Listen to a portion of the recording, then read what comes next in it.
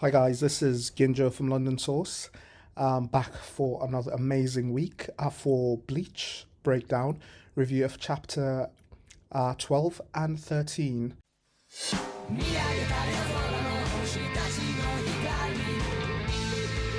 Obviously, today we've got two chapters back to back that we've got released, chapter 12 and 13. Just because we've just completed the first part of the Thousand Year Blood War. I think it's 4 installments, so we've just completed the first part. Sadly would have to wait till July for the second part to start. But for the last finale, we've got 2 episodes back to back, which is quite a surprise, quite a treat. So much spoilers, so much explanations in regarding what's going on. A very, very emotional, pace-setting episode, and very, very sentimental. It sets the tone so much for what's going to happen in the Thousand Year Blood War. I'm going to do episode today. I'm going to do a breakdown of episode 12, Everything But the Rain, June Truth. It's literally a breakdown, a quick review of what we're going to be talking about. We're going to see a reveal of the same sword style Ishin used, that Ichigo uses. The Getsuga Tenshu, yeah. Ishin uses that for his sword technique too as well. So Ichigo learnt it or inherited it from his dad. And also we're going to explore the relationship of how Ichigo, a bit more about how Ichigo's mom died, how they became a family, how painful it was, the death of Ichigo's mom. And now it makes sense how, since from the beginning, how it's been so emotional, how Ichigo felt about his mom's passing and how relevant the Quincy's are in regarding his mom's death. So we're going to go through all of that now. Please like and subscribe. And after this, hopefully, since we have to wait till June, we're going to go back. And since we've only done from episode 10, we're going to start from episode 1, doing a refresher too as well for yourselves, okay? So let's get in. So we have a very deep insight and a bit of a flashback too as well, just like last episode, but a more intense and a more emotional and a more romantic, heavy and painful it was when Ichigo's mom died and the reason why she died. And it's just really done in a beautiful way. As Bleach, this is one of the things that actually makes Bleach such an amazing anime. Why Ichigo, what caused Ichigo's mom's death, and how Ichigo's dad and mom had more game than him in regarding romance. But it was really, really enjoyable episode. Very, very well done. We're going to get into it. If you like the content, please like and subscribe. It'll really help grow the channel. So we start off at the first part of the episode. After the last episode, what happened with Ishin and Ichigo's mom in the world of the living. She saved him. He went back to the Soul Society. She went back to living with the Ishidas, and we see an opening scene whereby Ishin is having a captain's meeting in the squad 1 barracks with Captain Yamamoto, addressing all the captains, the normal captain meetings that they have in the 13 Cold Guard squads. And he was giving his report about what happened, and Ishin was talking to Captain Yamamoto the way he normally does it, and just issues all this by it's a nostalgic scene. Captain Yamamoto, especially after he's died now, issuing orders by kind of hitting his cane on the ground, and Ishin gave his report, and Captain Yamamoto literally said they would not punish him because of his unauthorized visit to the world of the living, only because he took decisive action, and because of his decisive actions he has minimized damage to any life loss in the world of the living. But Captain Yamamoto, it seems like he knew something else happened for some reason, and he said, is there anything else you failed to report that was very important? We see Ishin with a grin thinking about Masaki and the Quincy's, but because of how much I think she's really helped him, and because of how skeptical she was saying who she was, he just literally left that out of the report. He literally said no. And we see him celebrating that nothing was going to happen to him, no kind of punishment was going to be given to him because of his decision to go without a permit to the world of the living. And we see everything, and we see literally the captain, the 13 Court Guard squads hasn't changed because it's only a few hundred years. back when Ishin was captain. The only change in the captains was, I think, Squad 10 was Ishin Shiba rather than Captain Hitsugaya, obviously. And Gin was still captain then, obviously Aizen and Tosin. But the only change, but everything seems the same with the current captains before the Thousand Year Blood War. But yeah, we cut back to see um, Squad 10 barracks. We see Ishin literally daydreaming in Squad 10 barracks as he always does, but this time he was literally thinking about Masaki. He was wondering, I wish I'd get to see that girl again. What sort of girl is this? I never knew Quincy. He was completely besotted by her. If I was to say, Ishin completely has more game than Ichigo. Ichigo's a bit stiff with Orihime and the girl he likes, but Ishin literally is not afraid to show how he feels. He's been thinking about her, and coincidentally, we cut back to the world of the living too as well. We see Masaki in school, living her normal life, daydreaming in class too as well about him. She keeps on wondering, which was quite sweet too as well, if she will get to see that Soul Reaper again. So both of them seem to be daydreaming about each other for what's going on. Then we cut back to Masaki going back to the Ishida's family house, and Uri's grandma stopped on the way and asked, I heard you broke the rules and went to save a Soul Reaper and fight a Hollow. And she was literally trying to deny it. She was absolutely pissed the fact that she kind of broke the rules, and she was like, are you not ashamed of yourself? And Uri's dad just jumped on it and said, Mom, could you please stop there? Who told you that? And he was so pissed. He literally ran to Katagiri, one of the Quincy's that serve him, and he was like, did I not tell you nothing happened? Why did you tell my mom? He literally held her hand, pushed her across the wall, and he was so pissed. Like, it was going to do something to her, and she was like, well, she's not okay. You know, if she doesn't get treatment from your mom and dad, she will actually die. My sole purpose in working with you and protecting you is to protect the Quincy bloodline. But I know she just snitched because she actually likes Uri's dad, and she wants to get the girl out of the way. But Uri's dad was so pissed off. Then he came.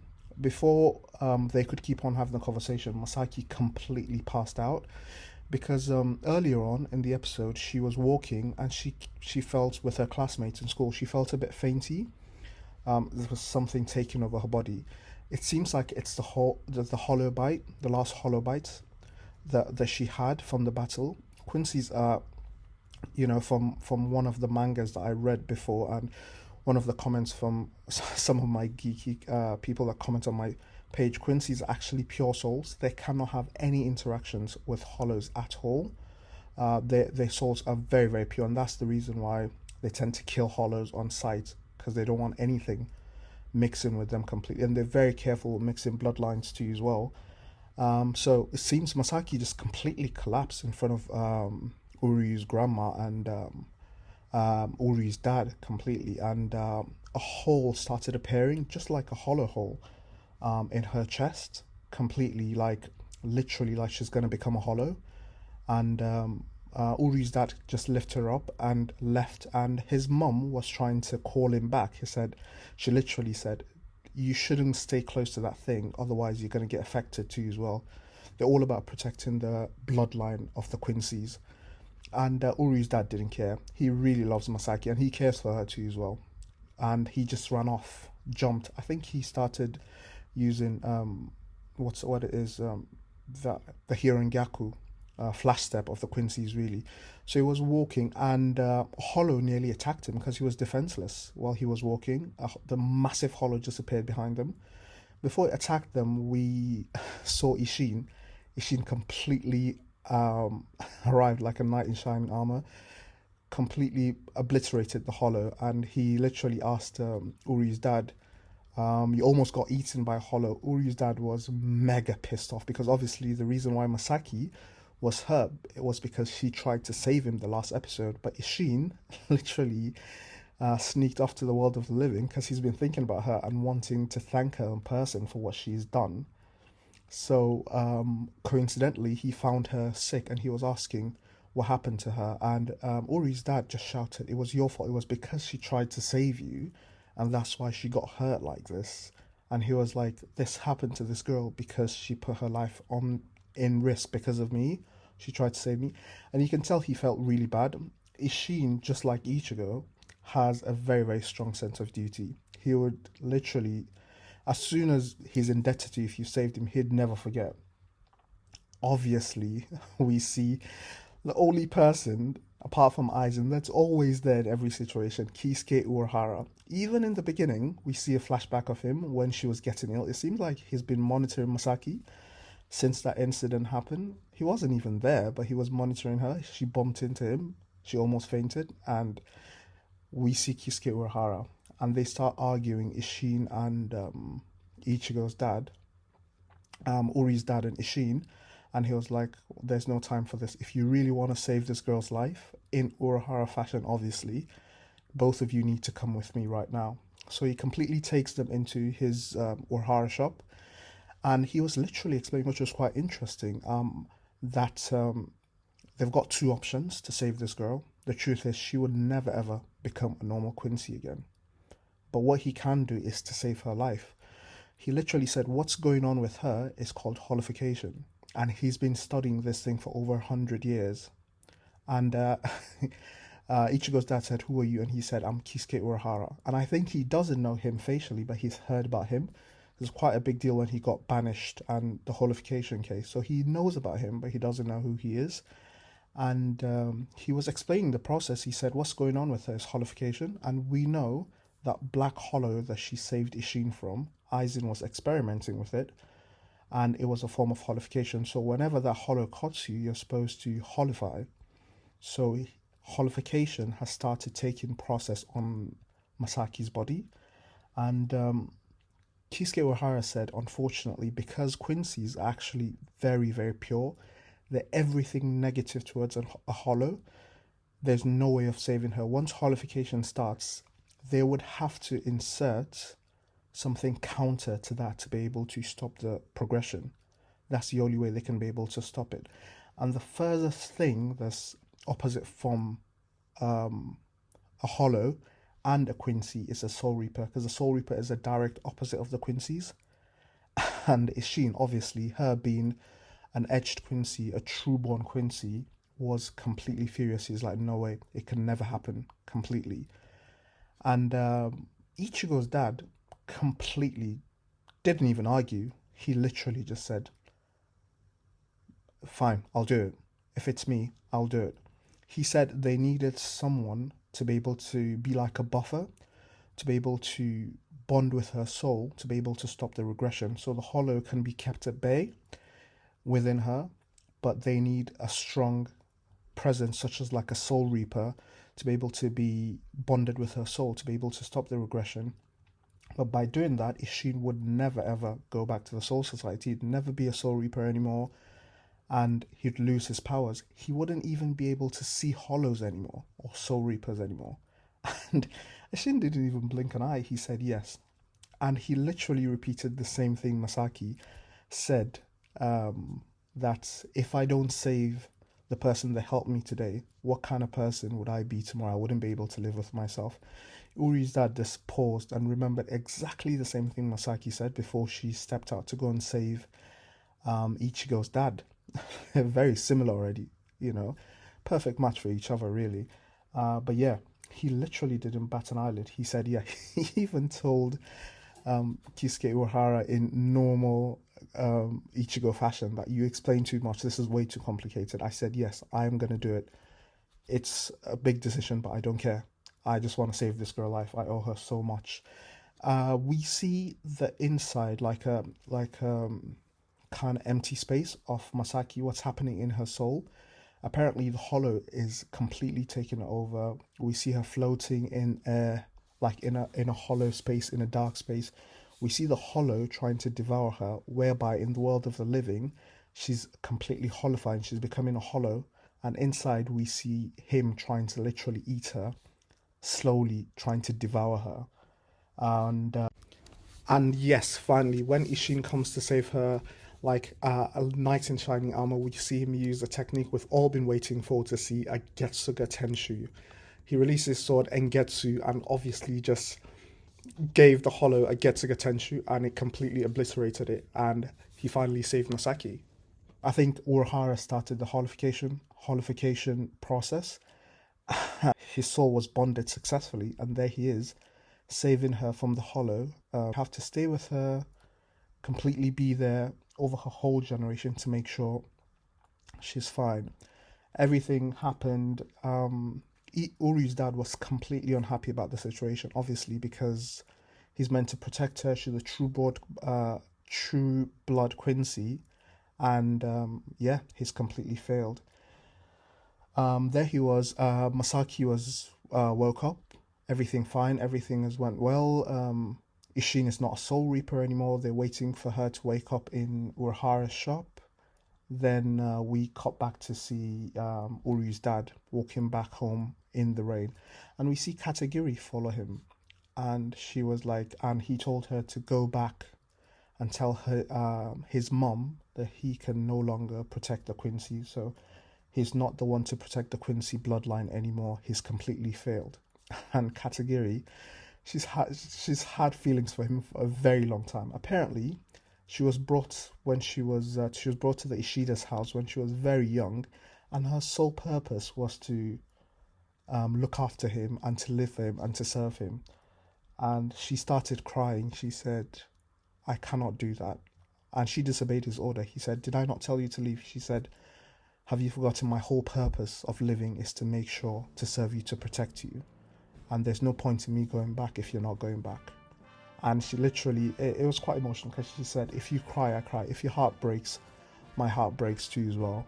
And she said, "Otherwise, if you don't come back with me, I'm not going anywhere." And because of what she said, I think he doesn't want to cause trouble for her. He said, "Okay, Katagiri, it's enough. We're going back home." So we cut back to Ichigo's dad. Apparently, Urahara's hooking him up in the world of the living. He's opened his little shop, his little clinic, the Kurosaki Clinic. And he said he used his skills that he learned from the Soul Reaper Academy for medicine to be able to open a clinic. And Masaki always comes around and teases him. And he's lied to her, told her that the reason he's not a Soul Reaper anymore, that he did something really bad, really naughty in the Soul Society, and he got kicked out. He never ever told her it's because of her, but I think she knows.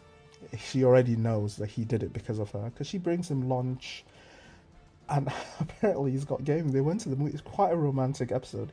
They went to the movies together.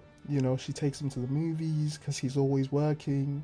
Yeah, it was quite. I think it was just Ishin getting incorporated to the world of the living. He literally described her as the sun in his life.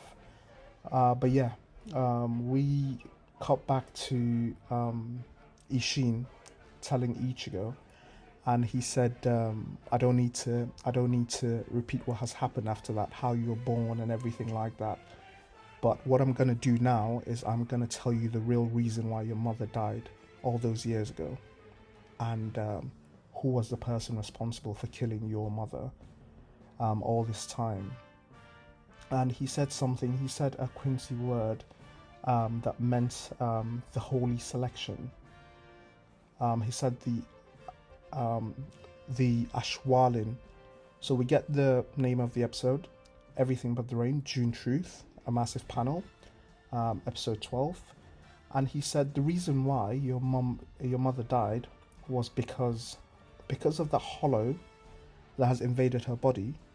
And there was this thing, old Quincy folklore, which we already know anyway, of the old Quincy king. And apparently it's been passed down for generation to generation that after 900 years, the Quincy king will come back. He will regain his consciousness. He will regain his consciousness after 900 years. And after 90 years, he will regain his power. And after 9 years, he will regain his senses. So that 9 years, Yoha back, the Quincy king, came back did what they called an Ashwalen, a holy selection. It's German, to be honest. That holy selection, he takes all the power from Quincy's that he deems unworthy or unpure. So at that point, obviously, Ichigo's mum, and he also said something about Uryu's mum too as well, because she was not a pure blood Quincy.